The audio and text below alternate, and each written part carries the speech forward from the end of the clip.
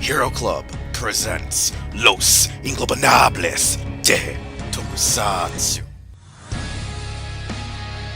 So when had sex with Norman, but like, it happened before the bridge thing. She got pregnant, she was sleeping around with him quite a few times, they had kids, then she tried to hide the kids, Norman tried to find them, she tried to die. I don't understand this. What's going on? What? It's best you don't think about it too much. But like, how does this even take place in the timeline? I don't understand. It just Norman's make any sense. What's happening? What's going on? I don't get it. Like, so Wheelz how did they have read kids? about When did they Sin's sleep? past. Time out. Yeah. Wait, time out. Dial it back. So what's happening? I just walked in here and I'm hearing like incoherent thoughts and ramblings. What's happening? He found out about Sin's past project. The whole story about Gwen Seriously, Stacy how? having sex I with don't understand. Like, what's going on? You mean the one where Osborn was having sex with an underage Exactly. with a minor? Exactly. When did this happen? How did it work? I don't get it. Maybe it was that time that Peter was in Japan with Marveler. I don't understand. It couldn't make sense. Like, how, why? He was looking at Bright it says Side. Mary Jane knew about it. They said Mary Jane knew they were fucking around. Wheels. What? Calm down. Calm down. Okay. Put it this way. Just be glad it wasn't Miles Morales, okay? You know what? You know what? You know what? I would. You know what? I'll take Norman Osborn over Miles. You know what? I'll take Norman over Miles. Actually, you know, it'd be even better, Harry, because then it would make even no sense how they get the Goblin gene. Oh my god, that would make the story even better and more confusing. Oh my god, yeah. It'd be like, but son, I've been sleeping with her. No, Dad, I've been sleeping with her too. What? What else for? So Gwen Stacy goes from like normal average girl that's boring as hell to like Whore of Babylon. It never made any sense. I don't get it. I'm confused. It's not the Clone Saga, I guess, but it's worse than the Clone Saga, I guess. Because the Clone Saga made sense. Editorial just ruined it. I mean, I'm still sitting here trying to comprehend it, and I'm trying to question why Olga thinks it was Felicia Hardy that was sleeping with Norman. I'm still wondering that all day. Because I thought I left that all behind me on the CS Toys chat last week, but no. No. But anyways, yeah, this is Los Ingobernables de Tokusatsu, and yeah, Spider-Man's on our minds since next week Homecoming finally comes out, and we're gonna probably all see it probably either opening day or opening week. So that might be a thing. Unless you're me, and I'm super cheap, and I'm waiting for like the matinee. You're waiting for like the Chinese bootlegs to come out on Facebook. Yeah, exactly. I know a guy who knows a guy who knows a guy who sells DVDs on the street corner. And then ends up being Ant-Man's friend. The Philippines will do it, guys. Come on now. Oh, you're right. You know how much bootleg Tokusatsu the Philippines does? Oh yeah. Oh God. But yeah, so Spider-Man, yes, is on our minds, and he's going to be a part of the subject, as Mucha sort of loosely meant it about, you know, that time Peter went to Japan. And, you know, we got a mecha. But before we can even get to that, on this episode this week, we're going to actually be looking at some of our news. We got quite a bit of news from the recent issue of Televikun, as well as a few other, I guess, pseudo announcement that have occurred either due to the Televikun scans or just stuff that's been going on here in North America. So, guys, I hope you guys opened up the links or went over to HeroClub.com where we have all the information needed, and we'll go right into that because our lit list will have Televikun scans and the other two news, and most of it's all, like I said, on Kyuranger, X-Aid, Geed, and One Piece on Power Rangers. So, guys, tell me when you're ready, and we can start talking about Kyuranger. Ready? I'm ready. I'm All ready. right. I've been ready. All right, Macho Man's been ready for this. Oh God, it's back. It's back. Macho Mucha. Or Mucha Macho? I don't... Mucha Lucha. Oh, God. Macho Lucha's in the house.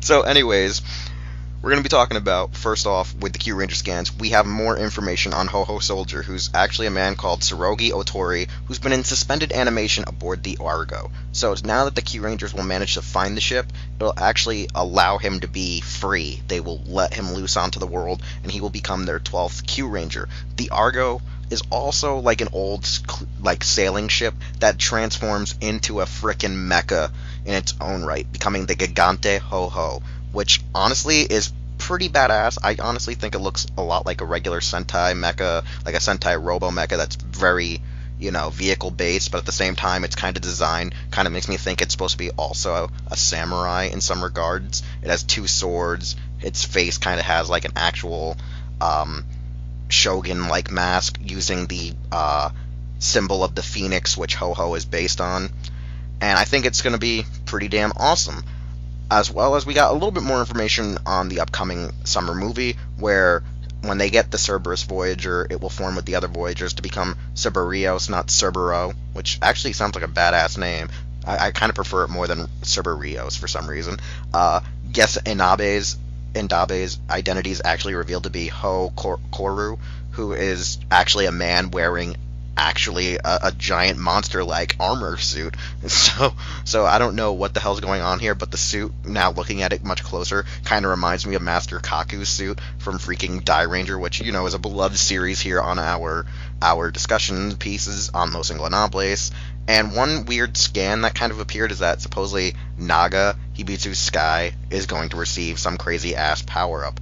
So I'm going to pass it over to Projekt first, since, he was the last man into the call, and see what he thinks about the Kyuranger scans thus far. Which one? The Ho-Ho Soldier? The entire listing, like Ho-Ho Soldier, his mecha, the movie scans, and the fact that Naga's getting a power-up. I think they're all going to get a power-up, dude. Because how many episodes in are we? We're up to at least 20 next week. Dude, I think they're all going to get power-ups. And the thing about Ho Soldier, I was surprised that they have another Senshi, because I actually assumed that it would be Shishi Red's upgrade.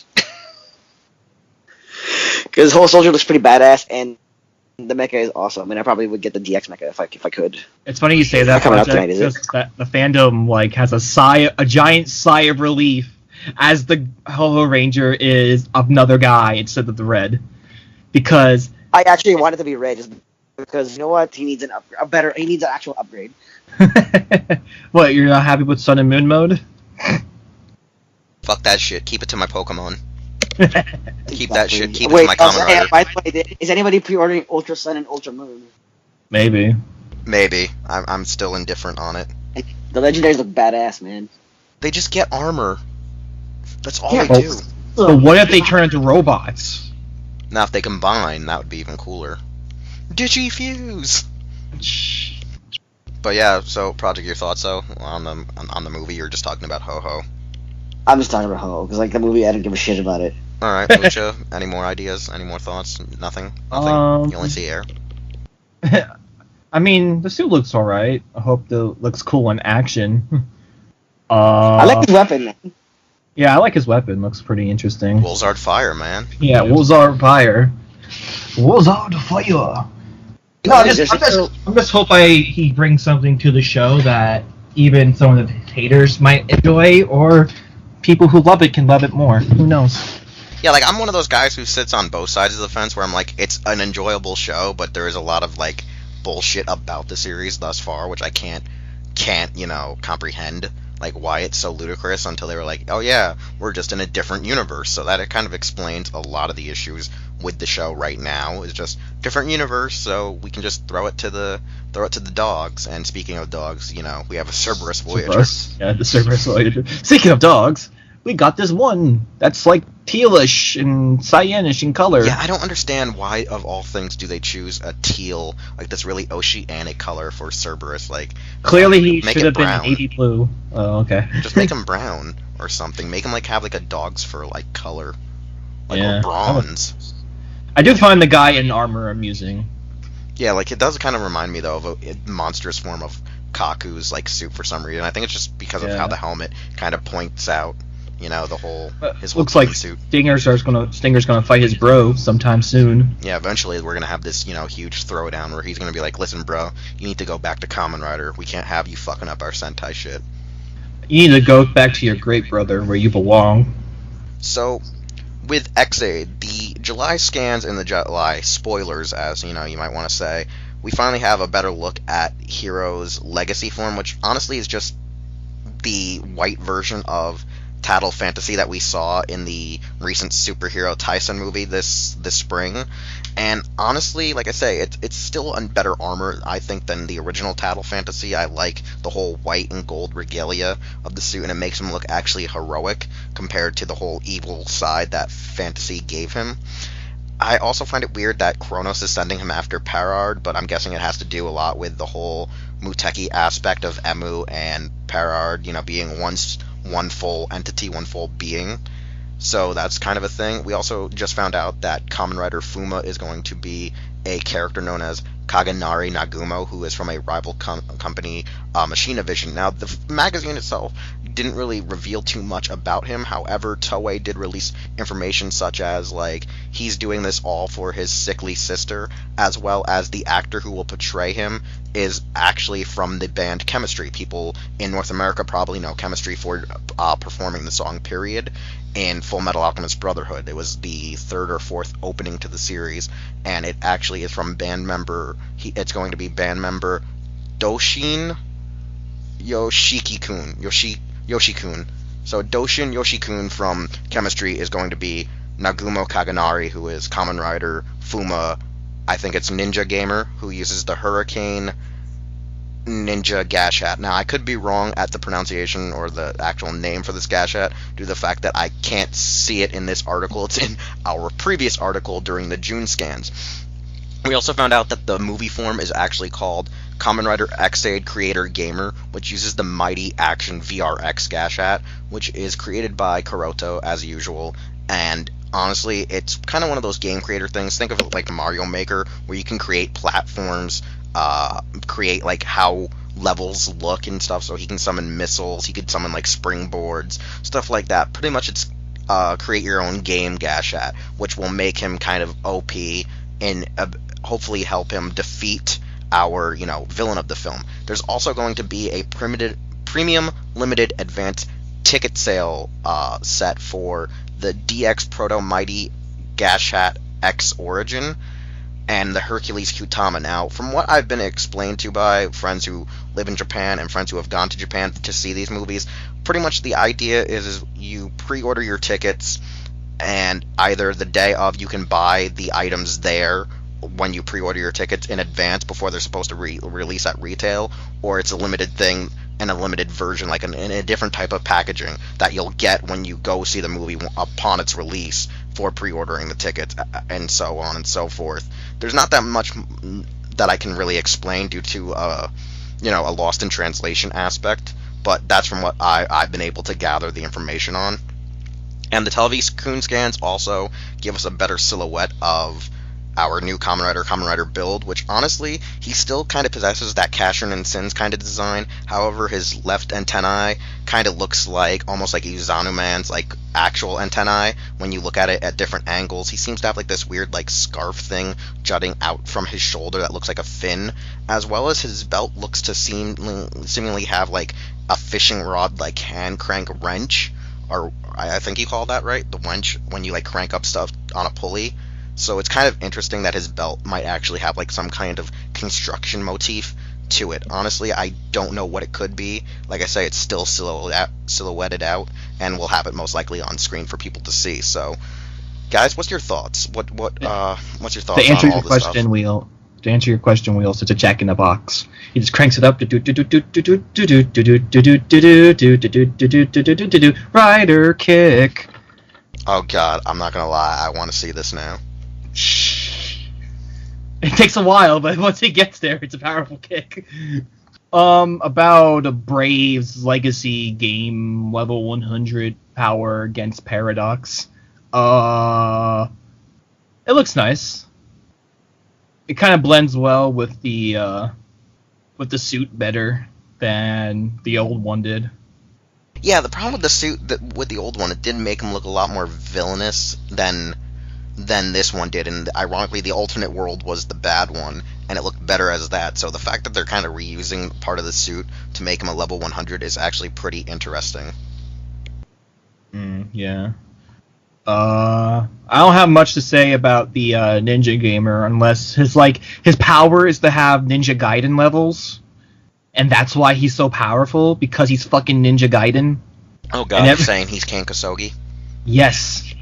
And like anytime you're on a platform and you just miss it by 1 inch, you die and no reset. Cause fuck you. Oh, this goes completely against Emu's no continues. I won't use a continue. Dead. Dead. You should have wished for that continue, boy. Yeah, I could see that. Projekt, what's your thoughts on the overall scans for July when it deals with our X8 stuff? Is it bad if I told you I didn't actually look at it? I kind of believe that. I kind of would believe that due to the fact that I linked it on here in the Skype chat, and you're always sending this stuff to me on Facebook, and I'm like, nah, open it up on Skype. Open it on Skype. Well, I did see the scan for what's it called for is it Tattle Legacy or whatever it's called? Yeah, Tattle Legacy. He looks better now. Oh yeah, he looks better. The original one was weird because it looked so evil. It looked what should have happened was Kuroto War. What should have happened was that Tattle Fantasy we got originally was the evil version, and then he turns blue. His good one is the one he's using now, but his costume looks heroic, but he's doing bad things. But he looks evil, but he's doing heroic things. So yeah, logic. And you're right about the theory, but the whole what's his face? Kronos is asking Brave to kind of go after Parado is because the whole Muteki thing. Makes sense. Or wait, have they formed Muteki yet? They have, right? In the most recent episode that's just being subbed now, they did the reveal how to supposedly form Muteki. A lot of my friends who saw it the day of when it was raw said you need to have both of them together to actually make it happen. Now, by the time this episode airs, Saturday or Sunday, we'll have seen the episode, so we'll know what the hell's actually going on. Okay, so because I was just gonna assume that Kronos already knew about that. You're just gonna assume now? You're just assuming, Projekt? Is that what you're doing? Well, I don't know. Are you assuming this show's gender? Are you assuming? Are you assuming his role? No, well, for the record, this is all man. This is an all man podcast, okay? Except for Miles Morales shows up here. He's a boy. He's a boy. Oh god. Now I'm just expecting Silas Young to appear in this show. Real men. Oh no, Silas Young. Hey man, we're a select few. Silas Young, the three of us here, and Katsuyori Shibata. So now we're gonna go on to our actual Ultraman Geed stuff, where honestly I'm pretty sure both Mucha and Projekt won't be able to talk that much about Ultraman as much as I can, but we now know that Primitive's strongest attack is called the Wrecking Burst. It's the signature, crossing of the arms that most Ultramen do. He has other abilities like the Geed Tackle, the Geed Barrier, the Wrecking Throw, and can summon the Geed Claw, which we've already talked about on previous episodes, but it can use the Claw Cutting and Corkscrew Jamming. The other things is that his partner, or I should say his enemy, Kei Fukude, also has several other fusion beasts, as well as maybe working with other enemy like aliens such as Dada. Zero will show up to help him whenever he needs him, and one of their first team-ups is going to be when Darklops Zero appears. The powers of both Solid Burning and Acro Smasher are actually really interesting, because as Acro Smasher, he uses the abilities of Hikari and Cosmos, giving him the ability to have the Beam Blade as well as two different signature attacks called Atmos Impact and Smash Moon Healing Ray, the Healing Rays. One is fired similar to Hikari's normal crossing of the arms, which is an invert of the normal way that Ultramen do it, and then the other one's more of a sonic boom, kind of like when the Hulk smacks his hands together. Okay. Solid Burning uses the Geed Slugger, which he can throw normally Ultra 7 can, but also can attach it to his hand, right on his wrist or his ankle, and use it for mighty punches and kicks, similar to Leo's martial arts background. And using both 7 and Leo together, they use the Strike Boost, which is a giant punch attack. It's pretty much think of a Pegasus Ryuseiken from Saint Seiya. So it's pretty much strong. It's a really strong punch, but also a beam at the same time.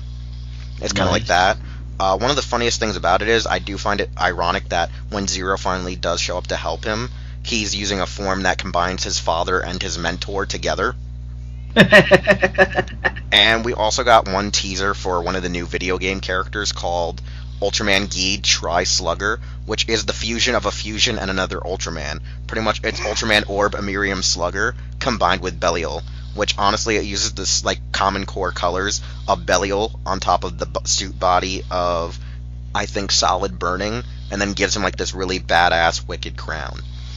So that's all we got. Who wants to go first? So when he merges with Cosmos, does that change his actor or anything? No, it's when he puts the capsules in, it's just his form. I don't think it really alters the actor's whatsoever. So the actor doesn't disappear for like a bunch of episodes. No, it's when he assumes the forms, like it's just the powers of their their actual ultras being combined into him. The attacks look cool, not gonna lie.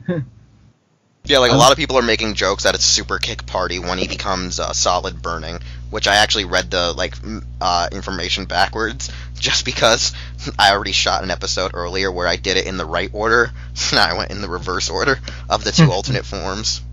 I want him to cut and punch people like he was some sort of blood in the Crypt's territory. Like, you know, it's kind of ironic though. When you look at where he puts the blade on his arm, it really fashionably reminds me of the Guyver, because he literally mounts it to his forearm and his wrist when he puts a slugger on. Now, if he could put a slugger on both his arms, oh my god, that shit would be glorious. Oh, that'd be I find lit. that amazing. Like, one thing I will say is I really do enjoy, like, the bodysuit for Solid Burning, but I still hate his helmet, whereas, like, what is it, Acro Smasher, the blue form, I kind of really enjoy it. The only thing I just don't like is his weird, obnoxious-looking eyes that are very reminiscent to his father's. Like, his eyes just kind of ruin the design of the helmet, which kind of is more base. Like, if you look at that form and look at how the abilities work with the sword and the attacks, he really relies heavily on the Hikari factor than he does both of them at once. Yeah. Like, whereas Seven is like kind of a loose fusion of both of them, since they had like the padded armor. I would say the only thing that is different is that he has like a lot of freaking bulking, like what looks like plating on his body, which neither of them really had, which kind of stands out as something different when he assumes that form. And like if you look at the game exclusive, that thing is just really bitchin'. Like, I like that design. It looks so ridiculous. Like, he has like a crown similar to Ultraman Taro. Like, it's just nuts. Now, I guess I should do the last Televikun scan, which then was confirmed by Toei, because Toei saw how much traction it was getting. And we're getting a Kamen Rider W spin-off. Now, originally everyone thought it was a sequel, because the actual banner promoted it as a sequel, and which it is, but it is a spin-off. And what it tends to be is that it's not going to be a video production. Like, it's not going to be something for Amazon Prime, it's not going to be a V-Cinema, it's not going to be an actual televised series, supposedly. It's heavily hinted and implied that it's going to be a work of fiction, whether it is a digital comic, whether it is a physical manga, or a novel. We don't entirely know. We just have kind of a caricature drawing of what seems to be Shotaro overlooking Futo.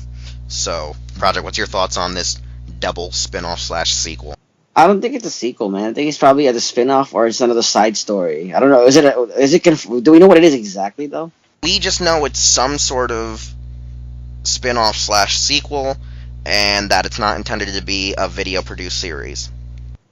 So it's not video, so that means it's probably a book or a manga or something. Yeah, that's all we know. Like, that's what a lot of people are expecting, and a lot of people are expecting it's supposed to be following, I guess, Shotaro maybe when he actually grew a pair and started actually being a real solid, hard-boiled detective like his mentor. Because that's kind of. I was gonna say, like, what if it dived into that year that Shotaro was alone without Philip?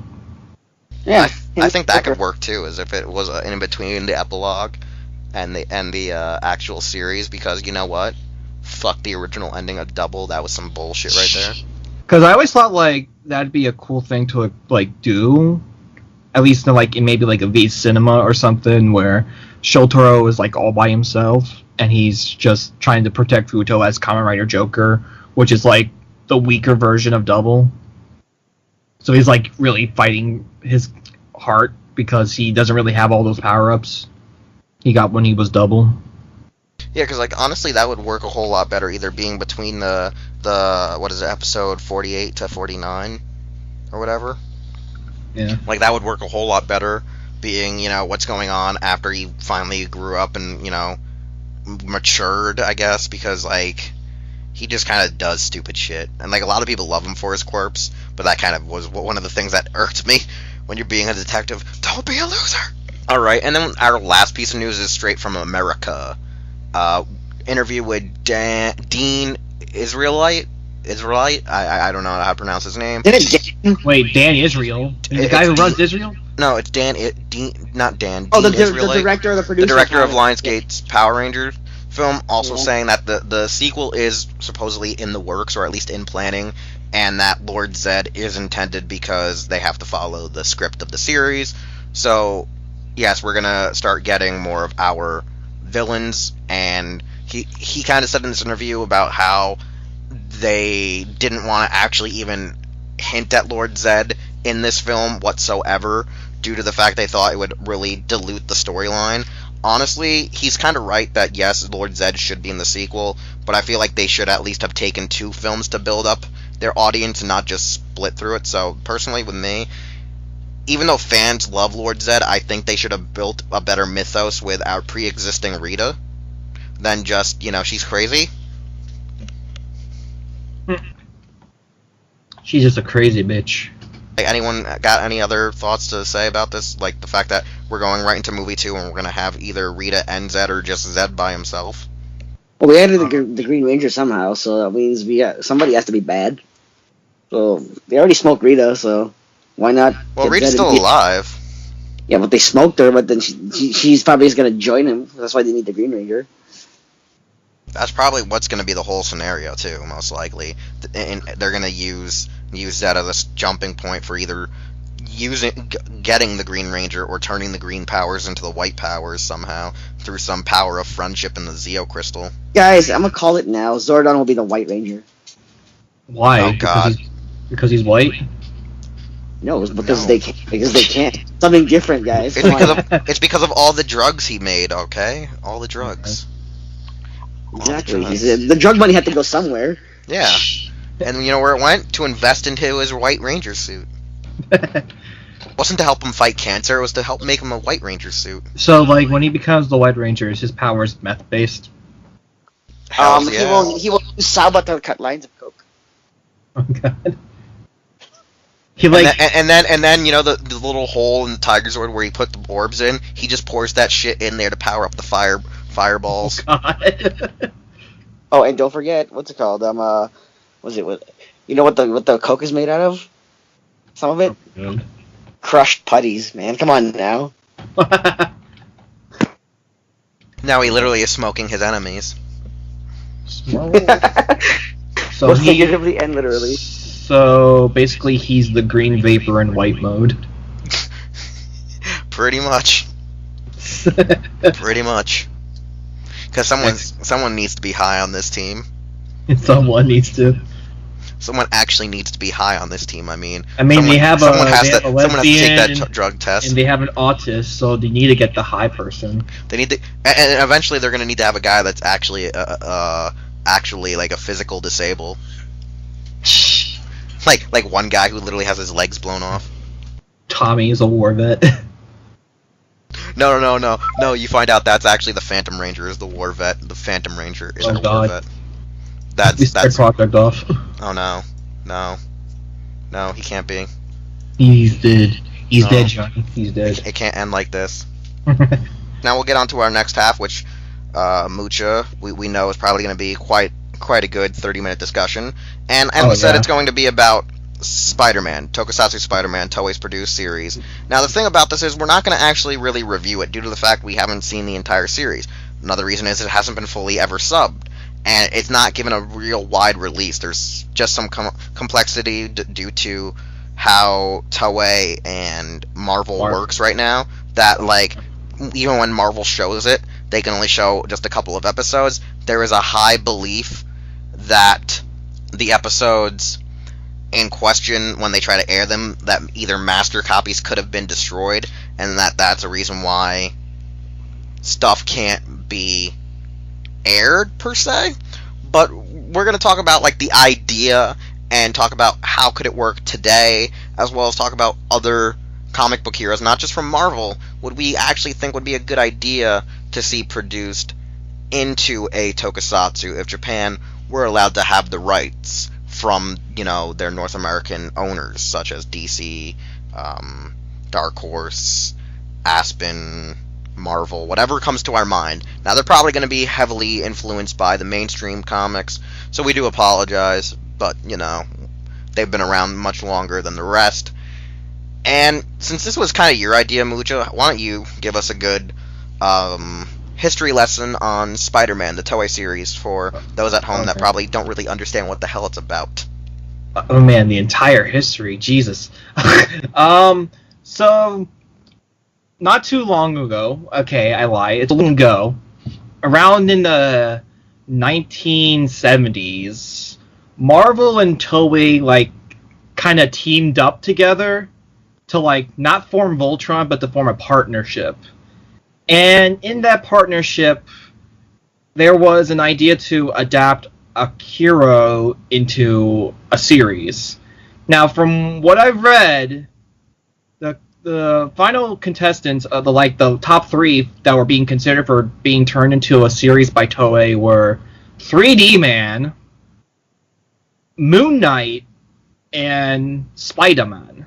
And as we all know, Spider-Man was the eventual choice, and history kind of goes on from there as Spider-Man introduces the whole concept of mecha, a staple of Super Sentai, with the introduction of Mavla and Leopardon. Now, if you look at Spider-Man, its concept is not the same Spider-Man of Peter Parker that we're used to.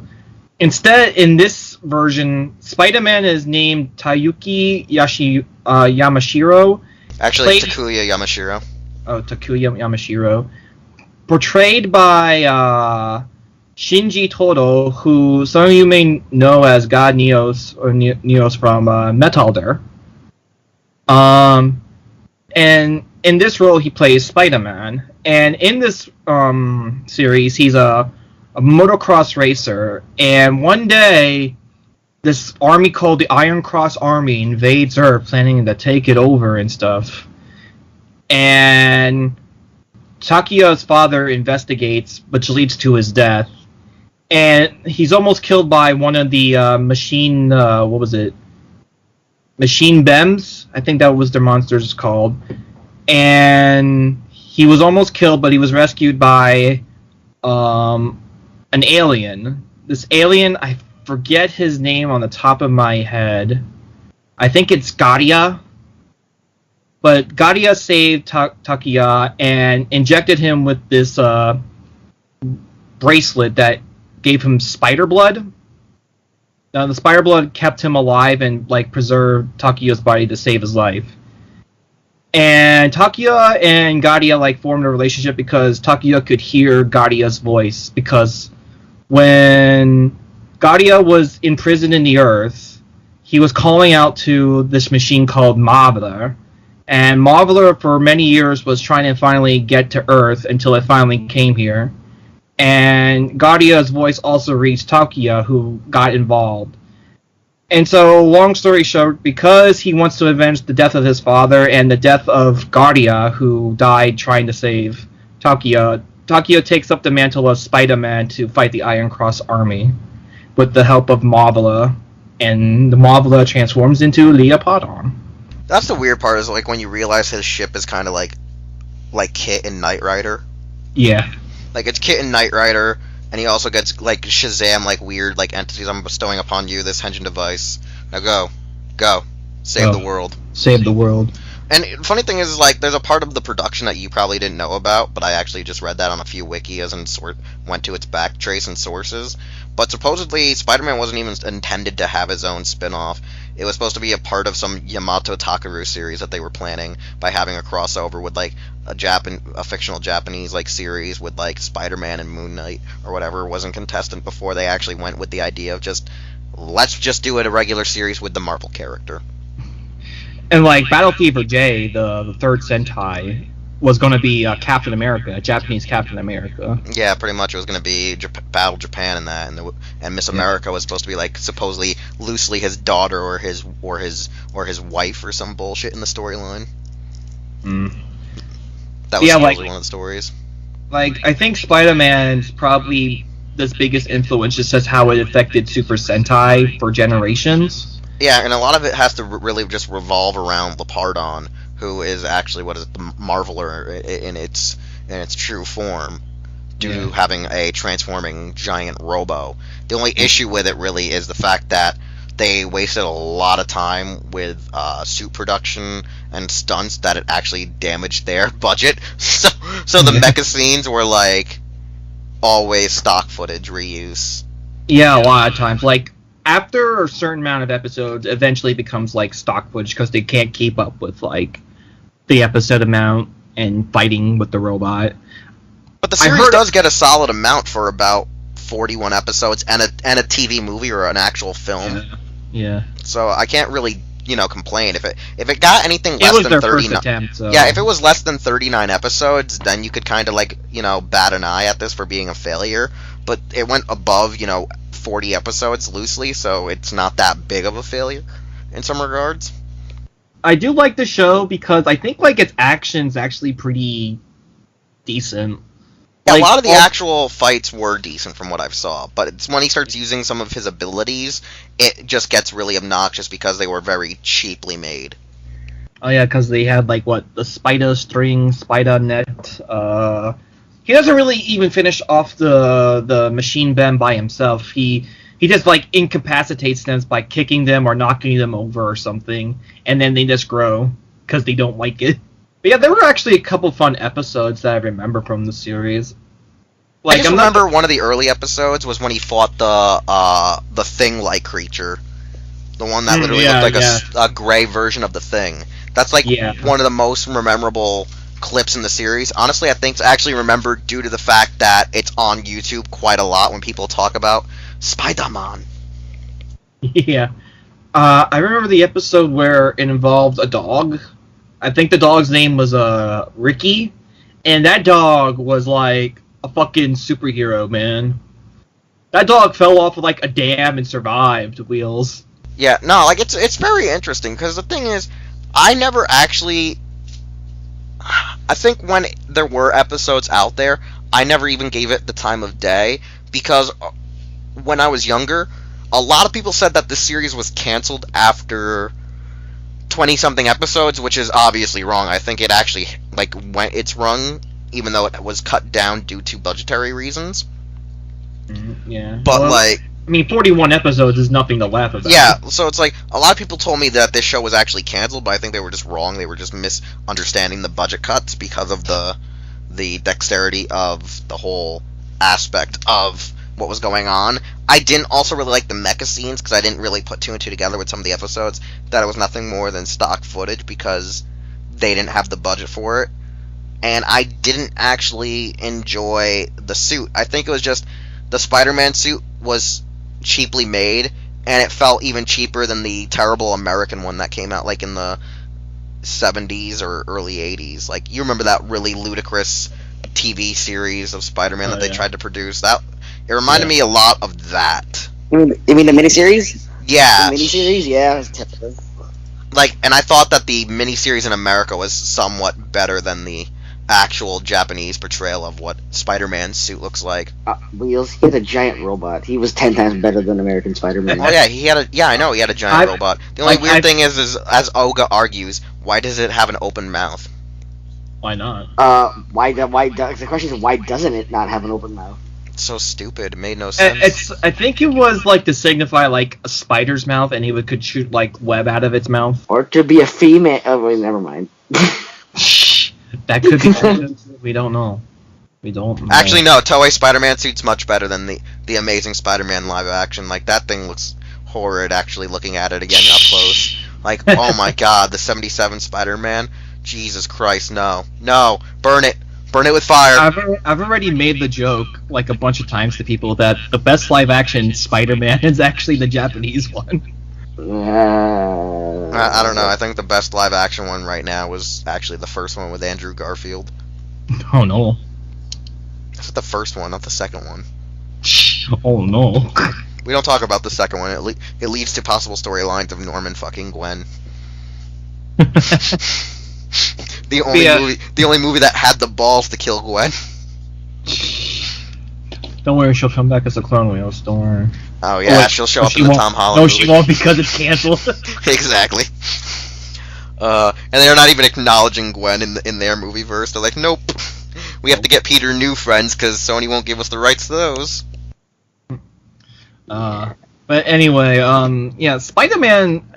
Like, I know people always laugh at the idea of, like, you know, Spider-Man in a mecha, but, like, at the time, it seems like a pretty cool idea. That's because not many shows really tried to do live-action mecha shows on television, especially ones that transformed, because Subaraya did it, and, like, they were somewhat laughed at and scoffed at for actually trying it. What was it? With the one that became, which was the influence for, like, John Bot and John 9, the one with the transforming airplane and the transforming car turning into giant mechas. Oh, okay. Yeah. That was, like, one of their earliest attempts, if I recall. Then you had, like, Goldar of the Space Giants, or whatever it was, in America when it was dubbed, where he was, like, a giant rocket that turned into, like, you know, a gold knight thing. And a lot of the original giant robot series, they didn't incorporate transformations, and I think it was Toei who did, like, early on some of the more better live-action streamlined transformations. Like, they were the first ones to start thinking, maybe we should try to actually make it like the Transformers that we make cartoons for, you know what I'm saying? Because, like, don't forget, Toei did a lot of Super Robot series during that era. Like, it was that, I think they even helped Sunrise with their animation on some stuff, if I recall, back in the day, because they were so good at animating shit. So most people expected giant mecha, giant robots should only be in anime, and then I think Toei was like, nah, we're gonna break that mold. And, like, Leopard set, like, the standard, but, like, Battle Fever J, like, really defined it for me. Because Battlefield Robo is, like, incredible when you look at it. Like, for the time of when it was broadcast, and just how it's all filmed, I think it's wonderful for Battle Fever. Yeah, like, it really set up a lot of things, too, because it's to the extent where Stan Lee himself even still enjoys the original Battle Fever, like, quite a bit. Like, he always, like, seems to have a smile on his face when people actually bring it up to him, since I've, you know, gotten a brief time to have actually, like, talked to him, like, for, like, 2-3 minutes, and I said something about Battle Fever, and he looked right at me with, like, a shit-eating grin, so happy, you know? Because I've heard so many people get very happy when he talks about Toku, because he wanted to bring Toku to America, but he just kind of couldn't get the ball rolling, and Saban slid in there and was like, yeah, I'm the captain now. Look at me, I am the captain now. Like, if they tried to do it again in the modern age, I think Spider-Man could work now due to the fact that he, in the comic and in lore, has learned a lot from Tony Reed Richards and has built his own, like, Hulkbuster, like, suits. He's been given tech from them, so, like, it could really work if they were to try to ever revisit that storyline, and with, like, how Venom works, Agent Venom works, it could lead to so much potential. And I think that's where, like, just talking about Homecoming and Toku at the same time gave us the idea to talk about, like, what would we want to see within a brand new Spider-Man series if given the rights to Toei again, or other, like we said, heroes from different various comics. Like, I think Spider-Man's, like, the unique case, because I feel like Japan also takes credit for Spider-Man. Like, if that makes sense. Like, they really love Spider-Man because of the Toei show. I think, in some regards, they made him internationally famous, because without the show, like, other nations probably wouldn't have started reading more of Marvel comics. Like, I think they helped revitalize Marvel, because, you had, like, the original, like, Spider-Man cartoons, the dump, which are now cult memes from the screen caps, and you have Spider-Man and his amazing friends, which got syndicated so many times that it's like, I think it was during that area, which was kind of like a renaissance and reviving what Marvel was, I think, honestly. Even though in the 90s people say, like, the comic book industry was really plummeting again, I feel like it helped them to some regards get to that point, you know? Yeah. And so, like, I mean, like, nowadays, like I said, I feel they like could do so much stuff if they were given the chance again for Spider-Man. like like the 78 Spider-Man, I feel like if anyone has the opportunity to watch it, I'd say just watch it just to see what it was like, because it's really like an experience, you know. Like once you like see it the first time, it's kind of something you remember, if that makes sense. Yeah, because like as a teen, I had a hard time wanting to really sit down and watch it and find it enjoyable, because like I thought it was just stupid. Like, one was I was misinformed, and two, it was just like I couldn't handle that kind of ludicrous shit then. Now that I'm older, I'm like, I can kind of tolerate it. I mean, I would give it a chance right now if the full thing was uploaded, like, somewhere where I could, like, download it or view it, like, legally, illegally. Some way, some shape or form, I just want to see it. Wink, wink, nudge, nudge, nudge, someone help us out. Wink, wink, nudge, nudge, internet. Come yeah, on, so, like, as we were also saying, like, other comics, though, to get adapted, like, if they could be adapted, whether it be in the past or now, what would you want to see produced by Toei, or would you want them produced by another company? So, Mucha, I guess you go with, like, at least one idea, and we'll go around the table a couple of times passing around ideas. So, my initial first thought when I thought of the idea was actually Blue Beetle.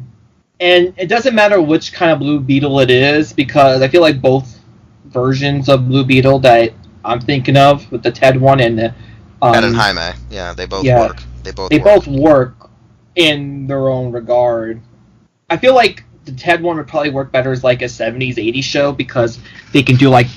Because I have to say, like, the modern shows these days won't allow, like, actual stunt work for their actors. So I feel like an 80s or 70s show would really, like, flourish with a Ted-focused show, because it would allow the actor who would betray Ted, or a Japanese version of Ted, to really do some crazy acrobatic stuff. That would be really cool to see on screen. Yeah, like, I feel like a lot of the vigilante-type heroes would only really work for a lot of the Showa and early Heisei-made, like, Sentai-based Toku. Whereas, like, say, Jaime could only be, like, more later end, like, Metal Hero era to now. Yeah, because like, he has the gimmick, 80s, he has the suit, he has the tech. Like, I think Jaime could be seen as, like, sort of like a Kamen Rider-esque character for a lot of people, based on, like, how his technology is, and how, like, the alien suit is kind of like a symbiote in its own regard. Like, it bonds with you and does all these, like, fantastical... Yeah, it would be like, in a sense, how the Drive Driver talks to Shinosuke. Yeah. Yeah, like that. You might give him a mech, like he could, like, use, like, a scarab to, like, transform into, like, a giant robot form or something. Or, oh god, like Kabutorios and Grand Kawaga, or whatever his name was. Something like that. I could also see it acting more like a Gorham form, in a sense, so, like, when his suit is damaged, he could use it to fly around, or it'd be, like, able to transform into his vehicle, like a bike or car. Yeah. That could work for him, or a forklift. Yeah. So that's your first choice. All right, Projekt. What would be your option? What's your first round option for a comic book hero turned into a Toku? I was gonna say not comic book hero, but it won't be a. Well, it's out of the box. It's not really a hero. Why don't you do Monsters Unleashed? But Toho does it. Like, what do you mean by that?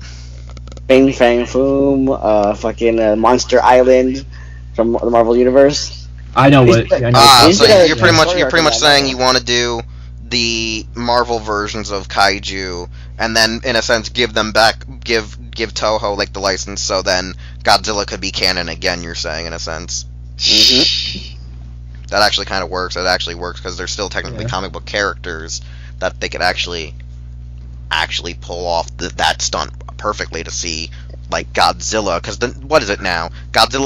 The Godzilla of Marvel was renamed and rebranded into some other creature that can talk now. Yeah, that's not Godzilla, but really is Godzilla. It was Godzilla because of the comics. They just changed his lore.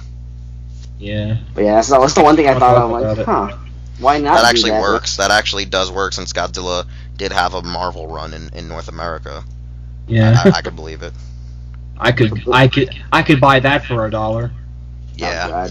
Now this is my option, and this is gonna be kind of weird, especially because like I'm gonna get attacked, but Oh no.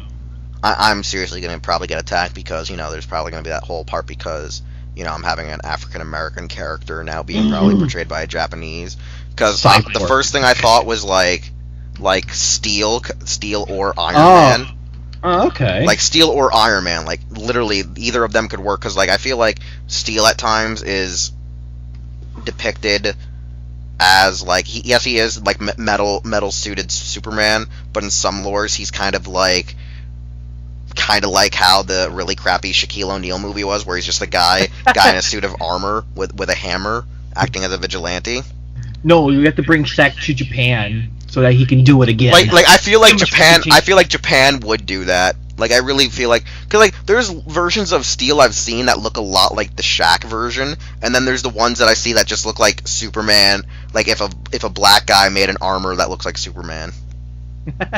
That's like the two versions of Steel I've seen growing up as a kid, and like I feel that Steel or Iron Man could work because like their ideas of making these suits that could work like metal heroes and power-ups like riders, that would be more like their initial suit would be almost kind of Sentai-esque or like G3-esque, where like it pulls the armor to them in a sense. So like they start out in like in a platform base suit, and then the armor in a sense materializes around them, so it would engage in different like forms. Like like Tony's marks would be different like actual forms, or like the level system of Xaid, where Steel's would be more of like actual different armor switches, where he'd have to get into like some kind of like vehicle or some kind of unit that would help him switch his armor up. Like for example, like how G3 had the overhaul trailer and stuff. Maybe like for Steel in Japan they would have it like some CGI like almost like Halo like ring from like Gundam SD Force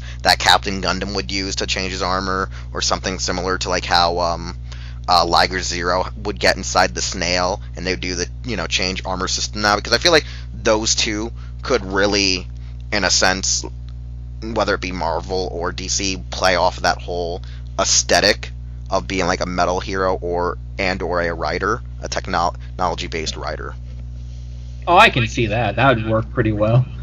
I'm just like now imagining I want Shaquille O'Neal back in Japan to just do this. Like they just have like big like Diesel just go there and is like, I love Stu. But he has to say it in Japanese. Oh my god, that'd be so ludicrous. I want it now. Let's do it. Let's get the change.org petition up, guys. Let's do it. All right, Mucha, what's your next choice? I'm gonna go with another DC one because that was another one that came to my mind. It's a concept that could work in like I guess as its own Sentai or writer, but I think it would also work as its own thing. The Green Lanterns. When I think of like Marvel superheroes, DC superheroes, I think the Green Lanterns can like work as like Toku heroes because they have like all those special effects that they can do with them, like because the ring represents like the willpower and just what the imagination of what that user can bring. Like they can create like a whole bunch of like crazy nonsense and use actual CGI correctly. Like they could actually utilize CGI in a correct manner that wouldn't feel off-putting to people. Like they could stylize it to fit like the Green Lantern mold, or just combine all the cores together to like form like a sort of like superhero team and see how that works out. Like a Sentai out of Green Lanterns. Yeah. That kind of feels like the Marvel parallel would just be saying just use the Nova Corps. Yeah, use the Nova Corps.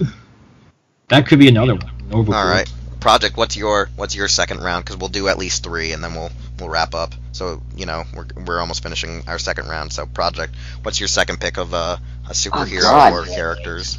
You didn't think this far ahead. I was thinking this far ahead. I thought like my Monster Island idea was like the best one I got.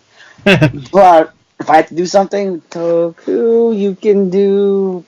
Man, why don't you just do Teen Titans? Teen Titans. It actually would work because you have all these young J actors and and you have the models, the grabbier models and idols, it would actually work for them, because then it would be like stuff where they're like, yeah, we need to have like this really huge rack chick performing as like a gothic like Sentai like looking character for Raven or something, and you know they'd go like. Wheelz, I already have a cast in mind. Okay, Wheelz. Oh God. Oh no. What would be your team? What would your team be? Since like you know you're either gonna have to adjust it to like you know Come on, Wheelz. the Asian market. It's made up of casts from both Mischievous Kiss and Good Morning Call. Oh my God. Oh my No God. man should have this power. No, but I'm saying what would be your hero roster for Teen Titans Japan? Oh God, you know what? I didn't think that far. I just kind of went with the entire cast of both shows. Well, it'll be in the next. I feel like one of them would be Katana, just for shits and giggles. But Katana's not really what's it called though. Yeah, but in some cases she's actually been like a teen when they found her. Not fine. She got her- Mikihara Starfire. Oh Jesus Christ! Oh my God, man. Come on. And the goth chick from Forze is obviously Raven. Come on now. Mikihara can. I don't see her being Starfire. I see her being like Japanese Power Girl. Oh my She God. played both. Oh my God! You know who would actually be as a great idea to play Deathstroke? Who? Get freaking Hiroyuki Watanabe. Oh God. Get him to be Deathstroke. That would totally work. Actually, I could also see Hiroyuki Watanabe being Japanese Batman. Japanese Batman. Oh, like, imagine him using like his Kamen Rider Gao voice while interrogating. Like what is he trying to croon to me? Is he crooning to me in Japanese? No, he's trying to get you to confess your sins. Are you sure? I can't tell. Yes. I'm 100% sure. God, and get his butler to be Garo's butler. Get Japanese Alfred be Gonzo. Oh my God. What? It would work too. It would work. Get Gonzo to be freaking Alfred in Japan. It would work. He's Japanese Alfred. Now watch one day, like that actor magically finds out that we actually fan casted him as that, and we get a tweet and a follow back from that shit. Just watch that shit happen. Oh my God. I guarantee it. So Lit. Projekt said Teen Titans, which actually could work. Like any like teen-based team would really help get these young aspiring actors some good roles. This next one, I was originally gonna say Stripe and Stargirl because like it could work almost like what is it, Spielbahn, where he had the female chick following him around in that. You know, he had his Diana. Lady Diana assisting him. Where Stripe would be more of the main focus rather than like Stargirl is nowadays, where he's just like sitting back going, nah, my baby girl's the hero now. I'm her sidekick. Where like this one would be like a more reversal of him teaching her how to become a hero kind of series, I could feel like. But I want to go with I feel like I want to do this just because people would like lose their shit. I would want it to be like the Fantastic Four, where like Reed's stretching ability is kind of like Connor McKnight's like power up when he does the Battleizer, where he had the accordion like punches and kicks. I mean, the Fantastic Four is also not a bad choice. Yeah, like I'd want it that like I'd want to have it that like when he does like the stretch punches and shit, it would be like that.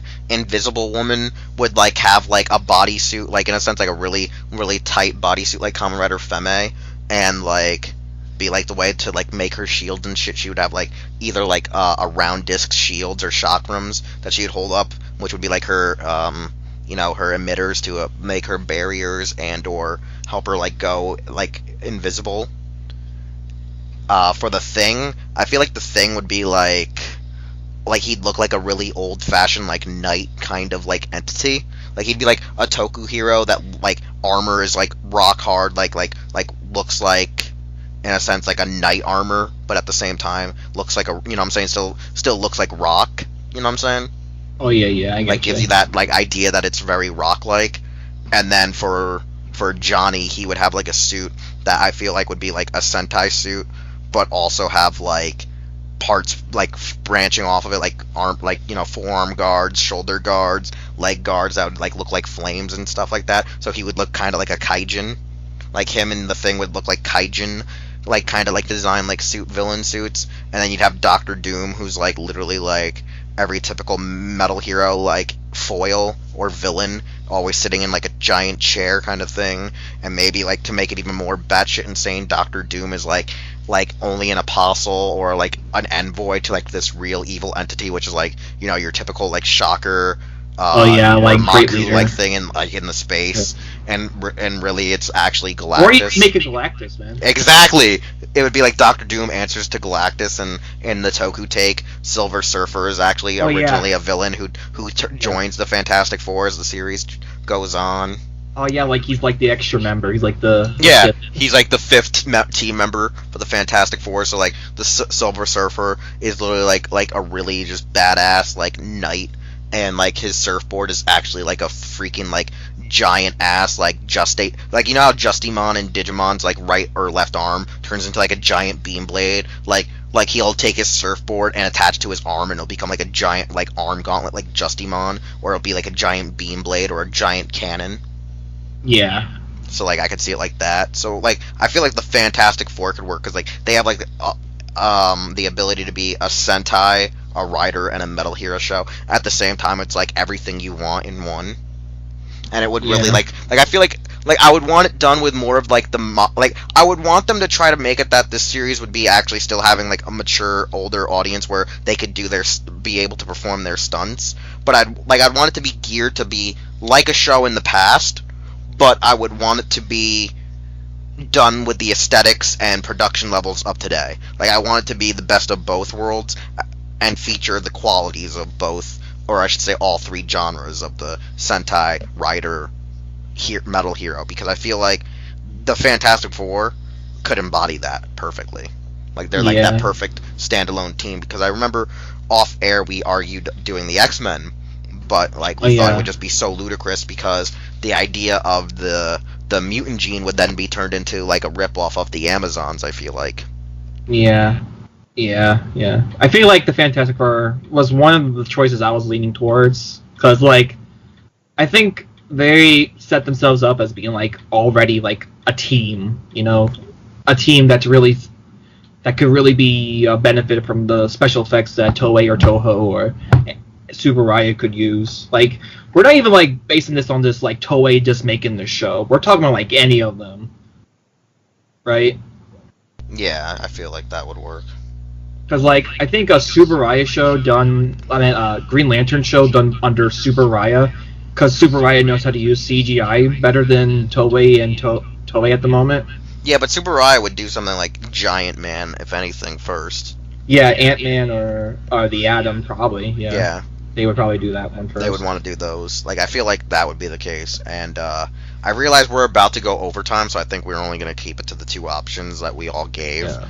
I got a third one. You might like it. All right. We'll do Project, because Project hasn't talked that much on this episode. All right, Project, you need more dialogue. Okay, this is going to be really, really old.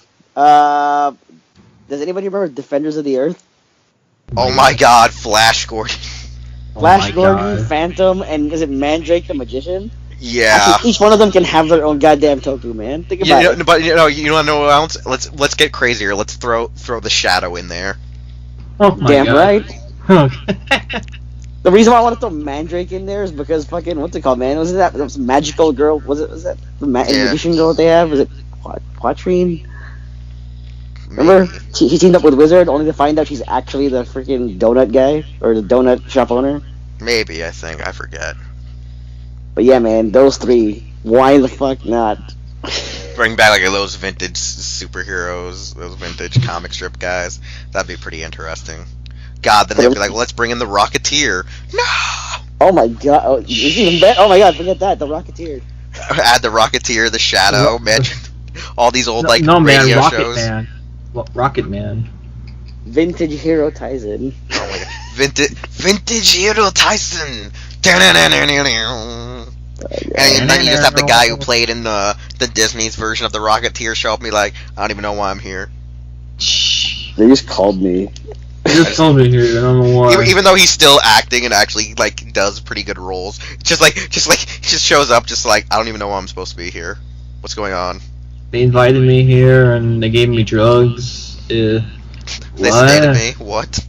Coke on tits. Oh god. So yeah, no, that's our show in hopes for Spider-Man: Homecoming. There wasn't much Homecoming going on. It was just more of us talking about how we want superheroes to be turned into tokus.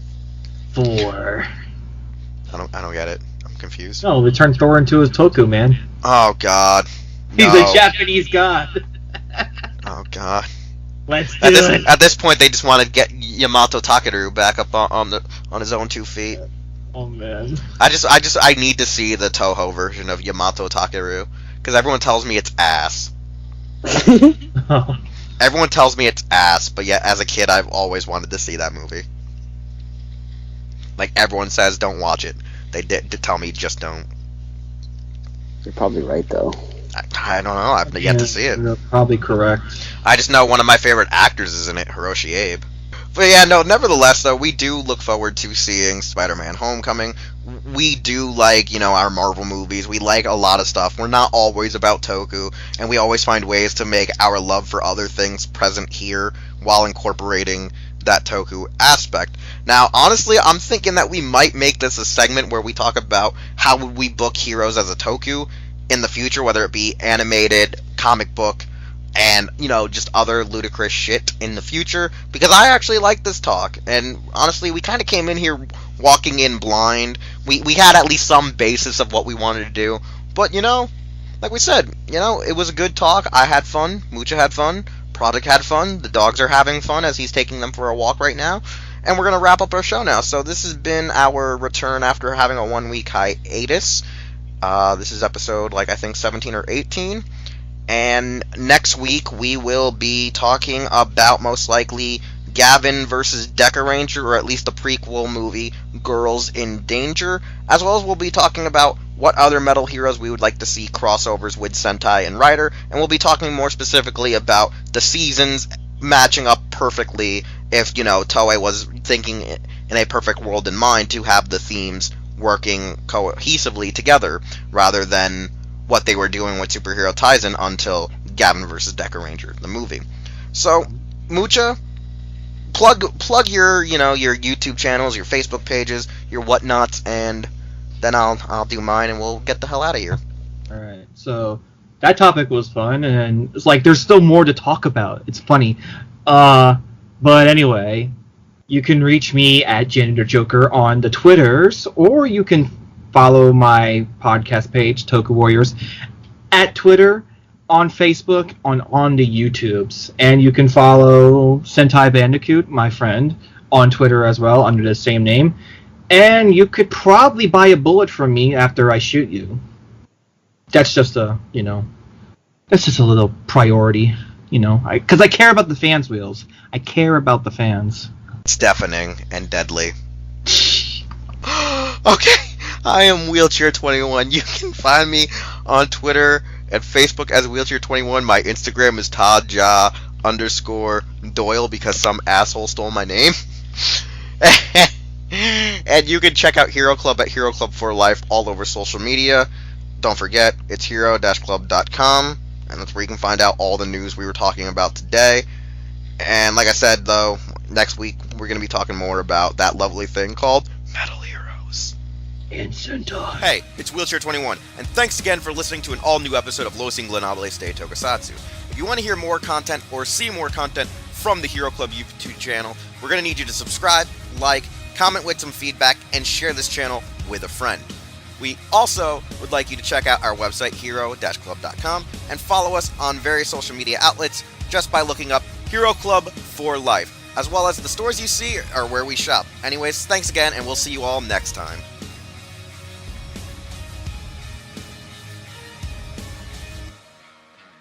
You should be worried about what I was going to say originally for this podcast. I was going to say who has more knockouts, Floyd Mayweather, Muhammad Ali, or Bill Cosby.